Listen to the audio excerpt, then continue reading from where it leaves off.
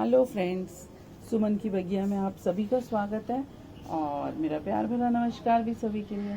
तो आज मैं जो प्लांट की बात करने जा रही हूँ, बिगोनिया प्लांट की बातें करूँगी आपके साथ। बहुत ही प्यारा प्लांट है, देखिए इसके फ्लावर देखिए बहुत सुंदर आते हैं। और ये जो प्लांट है ये एनुअल प्लांट है और ये सीड से भी ग्रो हो जाता है और बल्ब से भी ग्रो हो जाता है। लेकिन जैसे ही समर्स आती हैं तो ये प्लांट, एनुअल का मतलब ही यही है कि वो 1 साल रहेगा। जब हम बाइनियल कहते हैं ये बिगिनर्स के लिए है, तो मतलब उसकी लाइफ 2 इयर्स है। और जब हम पेरिनियल कहते हैं तो वो मोर देन 2 इयर्स सर्वाइव करते हैं, जैसे हमारे बाकी काफ़ी प्लांट्स और ट्रीज सर्वाइव करते हैं। तो ये डाई हो जाता है। तो अब सीज़न फिर से आ गया है इसका। अगर हम इसको सेव करना चाहें तो हम इसको मिड स्प्रिंग में इसकी कटिंग्स काट के रख सकते हैं, ताकि हम इसको सेव करें और अगले सीज़न में आ जाए। लेकिन क्योंकि मेरे पास नहीं आ पाया था तो मैं ये अपने पीछे मैंने शॉपिंग मॉल में दिखाया था आप लोगों को कि मैंने ये परचेज़ किया है। और देखिए ये भी मैंने 2 किए थे, शायद मैं ये दिखा नहीं पाई थी 10 रुपीज़ के। तो इसको मैं आज रीपॉटिंग करूँगी, अपने एक हैंगिंग बास्केट में भी करूँगी, पॉट में करूँगी, और आपको ये भी दिखाऊँगी किस तरह से हम इसको बहुत इजीली प्रोपेगेट भी कर सकते हैं स्टेम कटिंग से। और उसके साथ साथ मैं आप लोगों से ये भी कह देती हूँ कि प्लीज़ सब्सक्राइब कर लीजिए। जैसे ही आप सब्सक्राइब करेंगे तो आपको एक बेल आइकन भी दिखेगा, उसको भी दबा दीजिएगा, प्रेस कर दीजिएगा, ताकि जब भी मैं वीडियो डालूँ तो आपको उसकी नोटिफिकेशन मिल सके। और इसी के साथ ही अब हम लोग शुरू करेंगे। और तो देखिए सबसे पहले तो मैं आपको यही कहना चाहूँगी कि जब भी मैं कोई भी प्लांट का काम करने लगती हूँ तो मेरा मन करता है कि मैं आप लोगों से बातें करूं और आप लोगों को दिखाऊं कि मैं किस तरह से अपना प्लांट्स का गार्डनिंग करती हूँ। वैसे तो मुझे मालूम है कि सभी लोग करते हैं, बहुत सारे लोग करते हैं और सभी को आता भी होगा, लेकिन मैं तो सिर्फ अपनी बातें बताती हूँ। मैं किसी को भी कुछ सिखाना थोड़ी चाहती हूँ, मैं तो सिर्फ अपनी बातें करती हूँ। देखिए इस तरह से इसको अलग बहुत आराम से हमें निकालना पड़ता है, क्योंकि बहुत ही इसकी जो स्टेम होती है बहुत ही नाजुक होती है, तो कहीं ब्रेक ना हो जाए। देखिए इस तरह से हम इसको भी निकाल लेंगे। देखिए 2 तरह का होता है, साथ साथ में बात भी करें, एक तो ये रेड लीव्स वाला होता है और एक ये ग्रीन लीव्स वाला होता है। और इसकी सॉइल की जहाँ तक हम बात करते हैं, देखिए आप पॉट में लगाइए चाहे आप हैंगिंग बास्केट में लगाइए, सॉइल जो है इसकी वेल ड्रेन्ड होनी चाहिए। और इसको एसिडिक सॉइल भी पसंद है। अगर आप इसको 15-20 दिन के बाद जो वाइट विनेगर होता है उसको पानी में डाल के दे देंगे डाइल्यूट करके, तो भी इसके लिए बहुत अच्छा रहेगा। तो ये तो हो गई सॉइल की बात। और लाइट की बात है तो ये लाइट, डायरेक्ट लाइट तो जैसे, क्योंकि समर्स में आता ही इसीलिए नहीं है क्योंकि बहुत धूप होती है, डायरेक्ट सनलाइट नहीं झेल पाएगा, तो इसको हमें इनडायरेक्ट सनलाइट में रखना पड़ता है।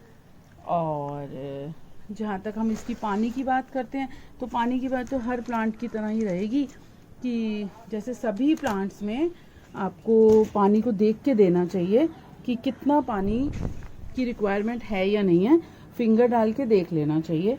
उसी तरह इसकी भी रिक्वायरमेंट रहेगी कि फिंगर से देख लीजिए, अगर पानी की रिक्वायरमेंट है तो दे दीजिए। और जहाँ तक हम फर्टिलाइज़र की बात करते हैं, तो जहाँ तक हम फर्टिलाइज़र की बात करते हैं तो फर्टिलाइज़र जो है इसको मैं तो देखिए घर का बना हुआ कंपोस्ट, और अभी तो इसमें जो मैंने हैंगिंग बास्केट में डाला है उसमें कंपोस्ट डाला है, वरना आप कंपोस्ट दे दीजिए, मैन्योर दे दीजिए, काऊ डंग वाली मैन्योर दे दीजिए, वो भी बहुत अच्छी रहेगी। और जहाँ तक हम हैंगिंग बास्केट की फिर से बात करूँगी, देखिए हैंगिंग बास्केट जब भी लगाते हैं वो बहुत लाइट वेट होनी चाहिए। उसी के चलते मैं इसमें बता देती हूँ आपको कि इसमें मैंने कोकोपीट, परलाइट, वर्मिकुलाइट और कंपोस्ट, जो कि मेरे घर से किचन वेस्ट से बनाती हूँ, वो लगाई हुई है मैंने। और वैसे भी जब आप इसको पॉट में लगाएंगे तब भी कोशिश करिएगा कि उसमें कोकोपीट ज़रूर डालिएगा। और गार्डन सॉइल जो है, जैसे कि इन लोगों ने नर्सरी से जो मैं लाई हूँ दी हुई, तो गार्डन सॉइल कम से कम होनी चाहिए और कम लगाइए गार्डन सॉइल। देखिए इस तरह से मैं अब सोच रही हूँ कि मैं एक तो इसको हैंगिंग बास्केट में लगाऊंगी और एक को मैं पॉट में लगाने की सोच रही हूँ। तो देखिए ये वाला तो मैं हैंगिंग बास्केट में लगा देती हूँ।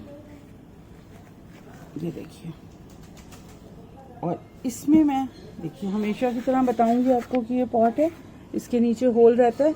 इसको हमें किसी इस तरह से एक टुकड़ा जो होता है, टीकड़ी कहते हैं जिसको, कि टुकड़े से इसको ढक लेना है।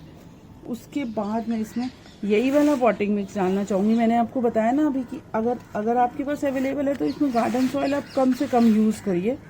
तो देखिए ये पॉट्स में भी बहुत सुंदर लगता है, इसलिए मैं इसको पॉट में भी लगाना चाहती हूँ।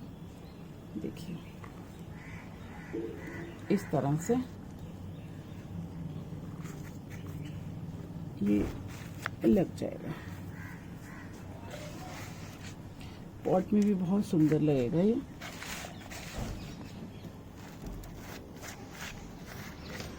अब रही हमारे ये छोटे छोटे वाले 2 रह गए हैं, तो इनको भी मैं अभी इसी पॉट में ही लगाती हूँ।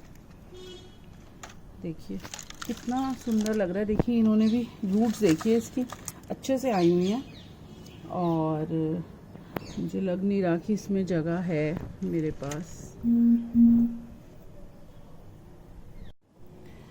तो मुझे नहीं लग रहा ये इसमें आ पाएगा, तो मैं इसको तो ऐसे ही रख रही हूँ, और इनको मैं किसी और पॉट में लगाऊंगी फिर दिखाऊंगी आपको जब लग जाएगा। तो इस तरह से हम इसकी, मैं आपसे प्रोपेगेशन, इसकी रीपॉटिंग की भी बात कर रही थी, और साथ साथ में आपसे मैं इसकी केयर टिप्स की भी बात कर रही थी। और लेकिन मैं आपसे इसके बारे में, केयर टिप्स भी हो गए, लेकिन मैं आपको प्रोपेगेशन की भी बात करना चाहती थी। किस तरह से मैं अभी बात कर रही थी ना आपको, मिड स्प्रिंग में अगर आप चाहेंगे तो इसको आप कटिंग करके और सेव कर सकते हैं। तो वो भी बहुत इजी मेथड है कि देखिए आपको कोई भी स्टेम इस तरह से यहाँ से दिखाई दे,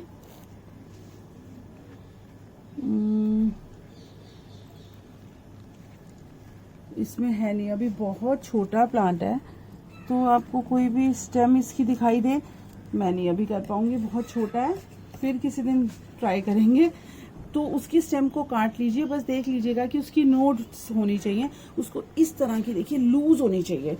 जो भी आप पॉटिंग मिक्स ले रहे हैं वो लूज होना चाहिए, इस तरह की लूज में बस सिर्फ आपको इतना सा उसको रख देना है, तो अपने आप वो प्लांट में चेंज हो जाएगा। तो इस तरह से इसकी प्रोपेगेशन भी हो पाएगी। तो चलिए आज तो मैं इतना ही बातें कर पाऊंगी आपके साथ, लेकिन रिक्वेस्ट कर लेती हूँ कि सुमन की बगिया इंस्टाग्राम पे भी हूँ मैं, जहाँ पे कि मैं अपने नए नए जो मेरे फ्लावर्स ब्लूम करते हैं उसके बारे में या केयर टिप्स डालती रहती हूँ डेली में, तो आप उसको भी फॉलो कर लीजिए। और फिर मिलूँगी, फिर से बातें करेंगे एक नए प्लांट की। आज के लिए विदा लेती हूँ। Okay bye friends, happy gardening.